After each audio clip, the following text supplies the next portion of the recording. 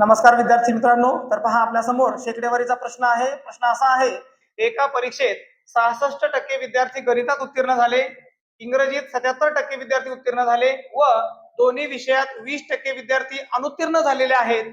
जर एकूण 1701 विद्यार्थी उत्तीर्ण असतील तर परीक्षेला एकूण किती मुले बसली होती? तर मुलांनो पहा, आता हा प्रश्न कसा सोडवायचा आहे. मागच्या प्रश्नामध्ये आपण अशाच प्रकारचा प्रश्न सोडवला होता. सुरुवातीला मुलांना पहा, आता 66% गणितात उत्तीर्ण आहेत आणि इंग्रजीमध्ये 77% उत्तीर्ण आहेत. मग अगोदर काय करायचं मुलांनो, एकूण पास किती विद्यार्थी आहेत ते आपण काढून घेऊया. तर मुलांनो फॉर्म्युला असा असतो, पहिल्यांदा पहिल्या विषयाची टक्केवारी घ्या, अधिक करायची त्याच्यामध्ये दुसऱ्या विषयाची टक्केवारी.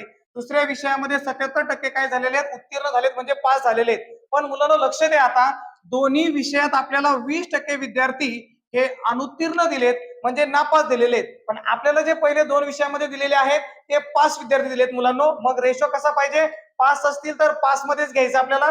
मग काय करावं लागेल, हे जर 20% विद्यार्थी अनुत्तीर्ण असतील मुलांनो, तर कॉमन विद्यार्थी किती झाले, पास. 80% विद्यार्थी पास असतील. 20% नापास म्हणजे किती झाले, 80% पास असतील. तर मग काय करा, सुरुवातीला बेरीज करा. 6 आणि 7 13, हाताला 1, 7 आणि 1 8, 8 आणि 6 किती झाले मुलांनो, 14. तर 143 मधून 80 काय करा मुलांनो, वजा करा. त्या ठिकाणी वजाबाकी येईल 63, म्हणजे 63% विद्यार्थी काय झाले मुलांनो, पास झालेले आहेत. पण आपल्याला काय विचारलंय की एकूण परीक्षेला 1701 विद्यार्थी उत्तीर्ण झालेत म्हणजे पास झालेत, तर एकूण विद्यार्थी किती होते. तर मग रेशो कसा घ्यायचा मुलांनो, पहा आता. जर 63% विद्यार्थी पास असतील म्हणजेच 63% म्हणजे 1701 मुलं असतील. जर 100% मुलं पास झाले असते मुलांनो, तर पेपरला एकूण किती विद्यार्थी असतील. म्हणजे 63% म्हणजे जर 1701, तर 100% म्हणजे किती. तर तिरकस गुणाकार करून सोडवा. एक्स बरोबर 1701 त्याला गुणिले मुलांनो 100 आणि छेदस्थानी किती घ्यायचं मला, 63. तर मुलांनो पहा, आता इथं 9च्या पाड्यामध्ये आहे.